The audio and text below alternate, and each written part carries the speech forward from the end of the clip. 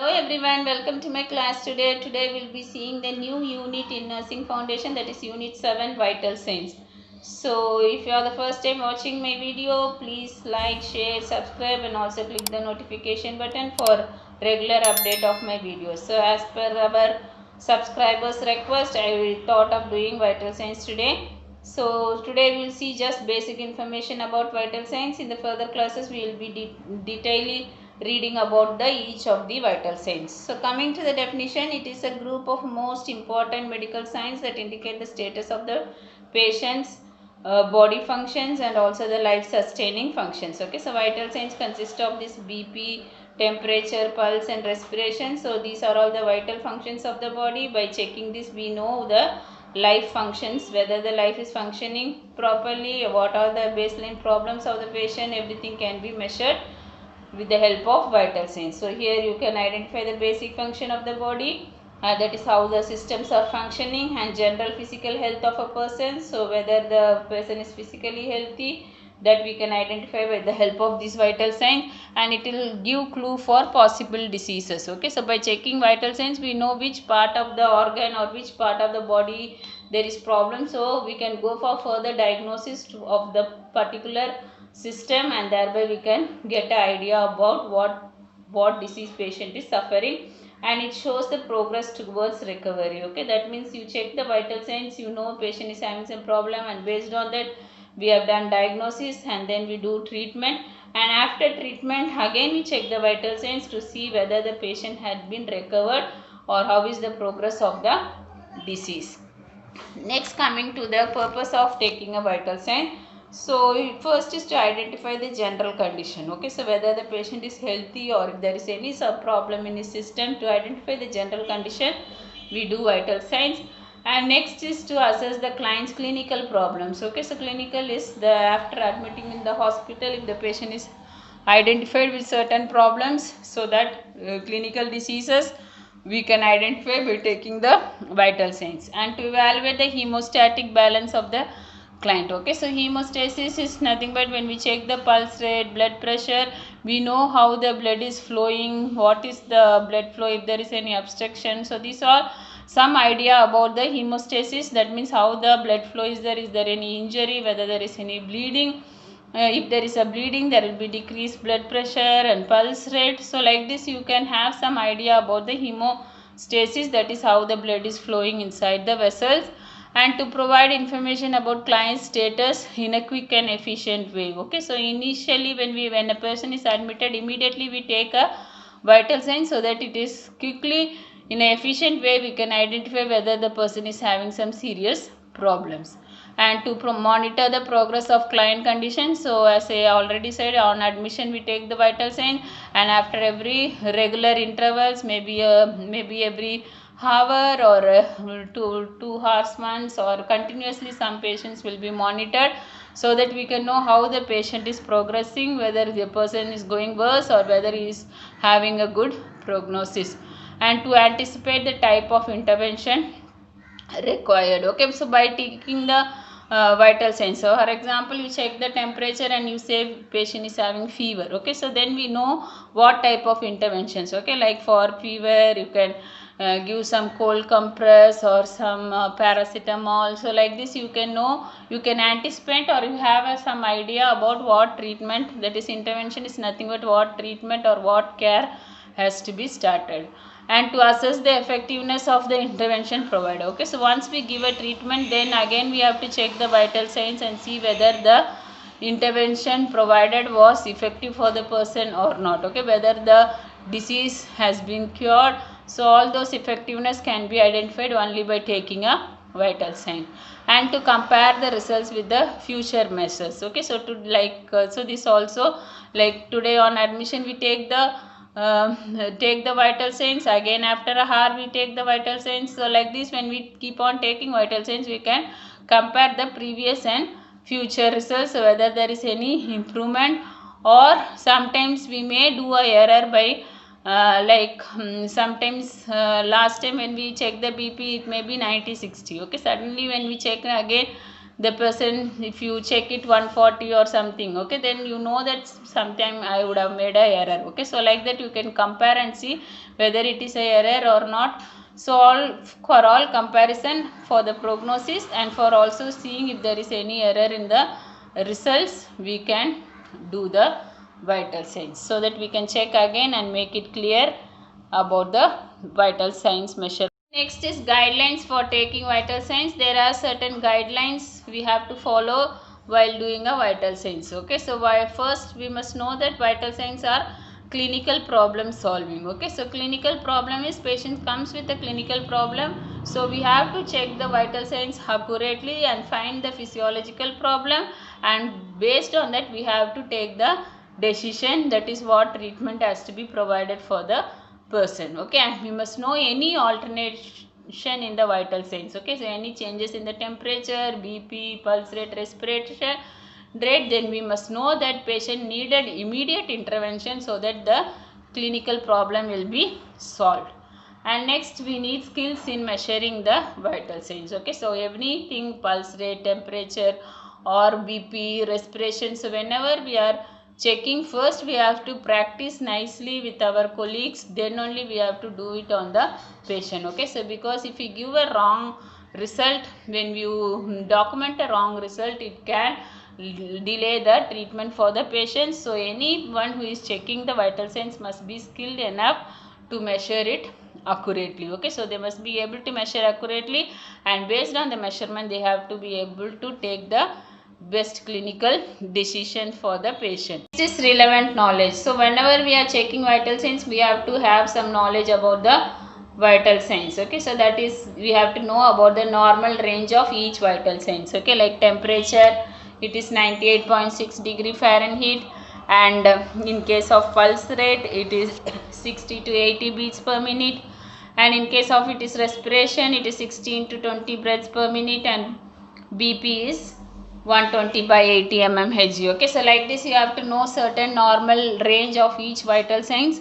So only then we can know what is the abnormal, and when we know the, only when we know the abnormal we can anticipate the disease condition, what will be there if the person is deviating from the normal range. Okay, so when they go, deviation is when it is abnormal, then we must know what may be the disease condition of a person. Okay, so that knowledge also we must have, and we have to interpret, we have to have the knowledge about to interpret the significance of measuring the vital signs. Okay, so like for example, if I say pulse rate is deviated, okay, when there is abnormal pulse rate, then we must know that patient is having some problem in the heart. Okay, and same way if there is any problem in the BP, then we know there is problem in the vascular system. So like this we have to have we have to have some knowledge about how to interpret the significance from the results that are coming from the vital signs. Okay, when we check the vital sign, we have some results,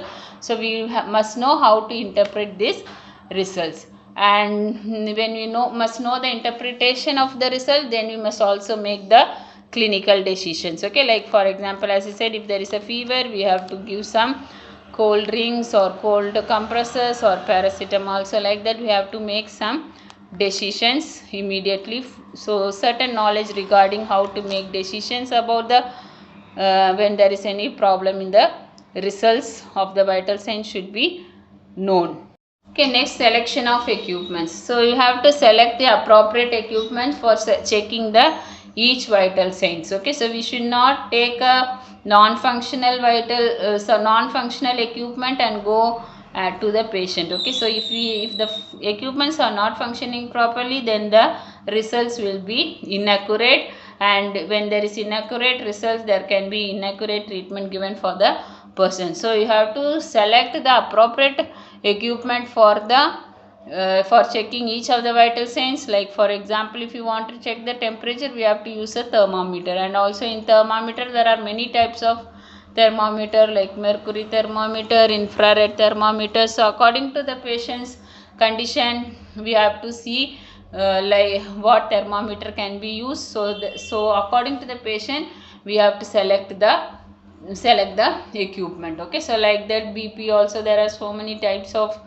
sphygmomanometer, other manual BP apparatus or non-invasive BP apparatus are there. According to the patient's ability or patient's condition or patient's characteristics, we have to choose the equipments, and all the equipment should be functional and appropriate. Okay, so you should not take a non-functional equipment to the patient and so some readings, so the readings may be inaccurate and inappropriate treatment can be started. So you have to see the equipments are functional, and we have to know about the client. Okay, so first before taking vital signs, we have to collect some information, that is we have to know the client history, therapies and prescribed medication. Okay, certain times there may be a family history of certain disease, or patient will have a past history of hypertension, so that these conditions patient may show a increased BP on admission. Okay, so we must know the patient's history about any genetic factors are there which can change the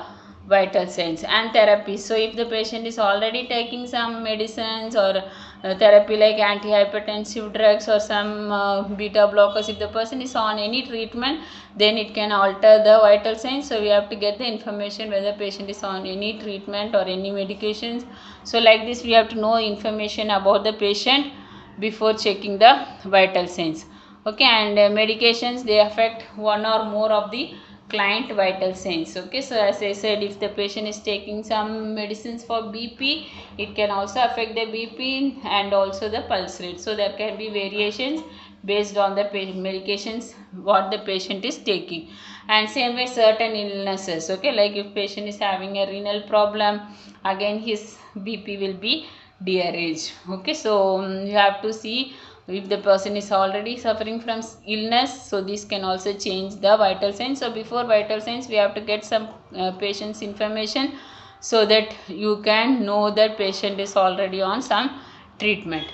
And minimize or control the factors that affect the vital signs. So whenever you are taking vital signs, you have to see that there is no extraneous factor or unwanted factors that is affecting the procedure. Okay, for example, certain environmental factors, like if there is a hot or cold temperature, it can change the client's body temperature. Okay, so you have to know that there can be some minimal changes when the patient environment is hot or cold while taking the body temperature. And same way if the patient is having some psychological factors like stress, fear, anxiety, so immediately when the patient is coming to hospital, he may have stress, fear and anxiety, which can cause alterations in the pulse rate, respiratory rate and blood pressure. So these are some factors which can change the vital signs. So these all you have to have in mind. So we have to give the patient a comfortable position, make the patient comfortable and talk with the patient, relieve the anxiety, fear of the patient, then check the vital signs so that you can get the accurate results. And certain physical factors like physical exertion also can change the vital signs. Okay, if the patient is doing strenuous work, or he may run and come, or he may be jogging, or something like extra fatigue and exertion can also cause changes in the vital signs. So these all you have to avoid while doing the taking the vital signs. And next is organization. So whenever we are doing a vital signs, we have to organize all the equipment, all the things, that is articles needed for doing the procedure in a tray. In an organized manner you have to bring the tray and do the procedure. Okay, so collect all equipments, arrange it in a clean tray, and then you have to come to the patient, see the working condition of the equipment, everything, and then you have to, in an organized way, you have to do the procedure. And systematic approach. Systematic approach is there are some scientific methods or step-by-step procedure we have to follow.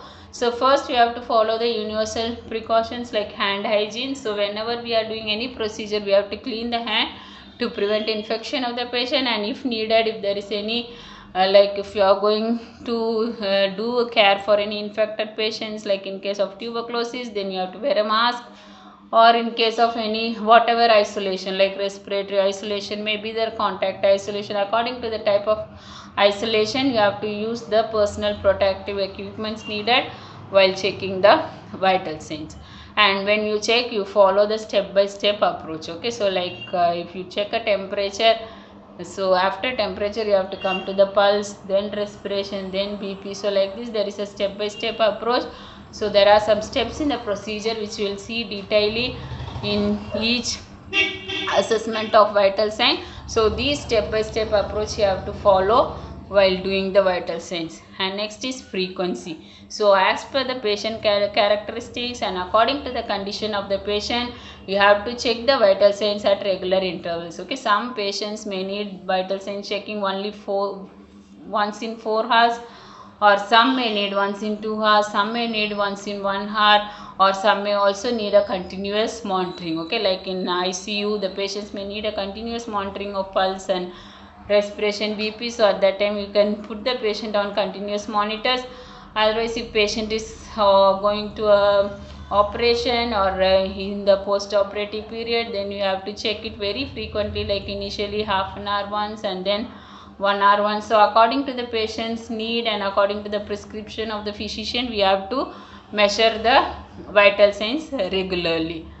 Okay, and next is indications. Okay, so vital signs are used as indications for prescribing medications. Okay, so like as I said, when you know patient is having fever, then you can prescribe the paracetamol, which is an antipyretic.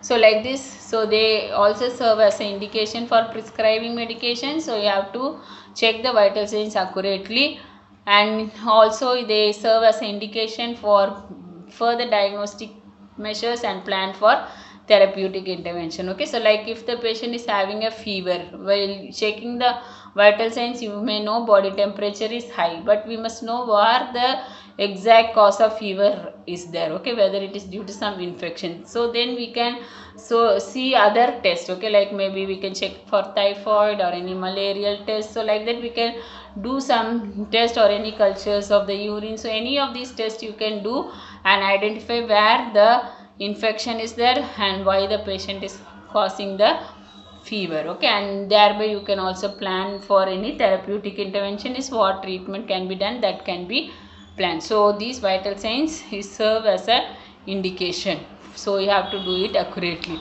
And analysis. Okay, so once you know some baseline indication of the vital signs, then you have to do the analysis. So analysis is you have to interpret the results of vital sign as a whole and make the clinical decisions. Okay, so vital signs when you check, we have to check it accurately, and also on the whole you have to see where the patient's problem arises, and you have to compare the results to identify the effectiveness of interventions. Okay, so like as I said, on admission what was the temperature etc, and on discharge what was the changes. Okay, all those things you can compare and see what is the prognosis of the patient. So you have to you have to see, compare and see. Okay, so and while comparing you must also know if there is some errors. Okay, so for example when you check a BP, last time it may be 100/60. Okay, next time when you check the BP,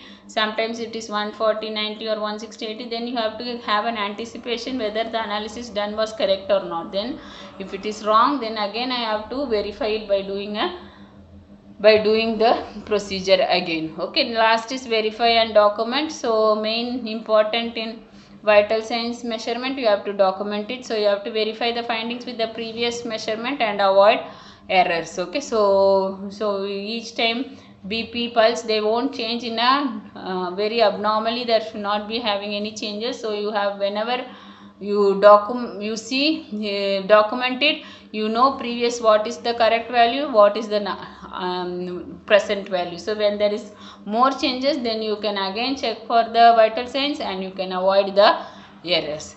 And whenever there is some errors or changes, you have to communicate the significant changes in vital signs by accurately documenting the results with date, time and patient details. Okay, so we have to do all the documentation correctly and also inform the physician whenever there is any drastic changes in the vital signs is there. Okay, and next the primary vital signs measurement. So there are mainly 4 vital signs measurement, that is temperature, pulse rate, respiration and blood pressure. Other than this, there is also certain new vital signs have been added. So according to the hospital policy, these vital signs may change. So some hospitals also follow pulse oximetry pain, okay, pulse oximetry pain as a new or the recent vital signs. So according to the hospital you can increase the number of vital signs. So these each vital signs will be explained detailedly in coming classes. So stay tuned. Thank you for listening, and please like, share, subscribe for regular update of my videos.